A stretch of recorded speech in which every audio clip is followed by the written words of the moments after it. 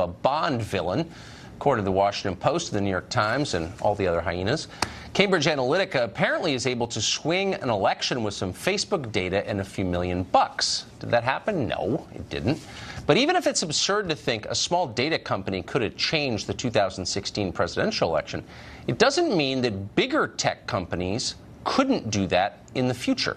Dr. Robert Epstein is a senior research psychologist for the American Institute for Behavioral Research and Technology.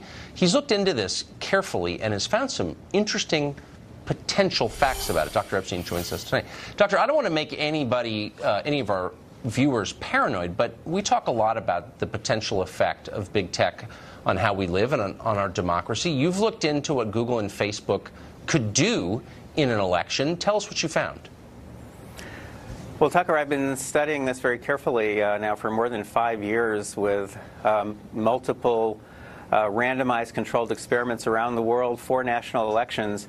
And I can tell you that we should be paranoid, because what Google and Facebook can do is really mind-boggling.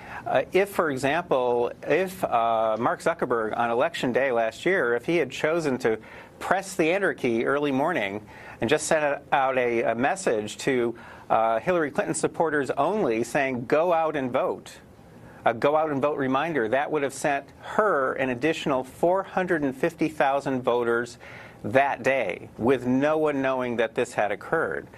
And that's just Facebook. What Google can do is really off the scale. Our experiments show that Google can take a 50-50 split among undecided voters and change it into a 90-10 split with no one knowing that they have been manipulated and without leaving a paper trail for authorities to follow. How? How could Google do that? Well, this is work that we're about to break. This is news that's about to break about our newest research, so I can't really go into detail. But it has to do with those search suggestions. Literally, from the very first character that you type into the search bar, you are being manipulated. And we've done 16 months of experiments. We have all the details now. We know exactly how this works. So they've got the search suggestions, which people are just oblivious to. And then, of course, the search results down below.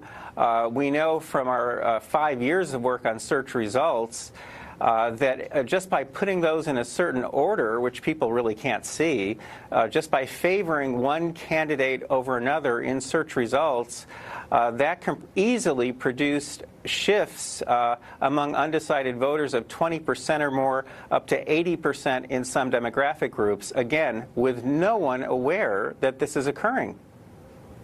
I mean, my jaw's open. I mean, I've thought about this stuff a lot, and even I am shocked by this. By the way, our Congress is spending its time funding yak herding in Tibet. I mean, in 10 seconds, do you think that the threat is profound enough to warrant intervention by lawmakers? The threat is absolutely, positively profound. If you could look at the numbers that I look at now every day, if any of our Congress people could look at these numbers, they would be stunned, and they would take action, I guarantee it.